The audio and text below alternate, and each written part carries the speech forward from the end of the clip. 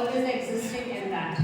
As of today, our presenter is a final year student, a BCA final year student, MK Malik, Muhammad Kaif Malik. We appreciate his efforts, his confidence that he comes out to sit, to present, to talk about the trending AI tools nowadays through which we can make our work easier, be it in our education or in any other field. It's not easy for students to speak in the presence of his classmates or in the presence of our respected elders.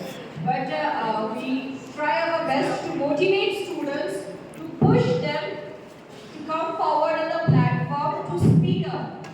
When one student presents, the others should be motivated and inspired that I can also do this.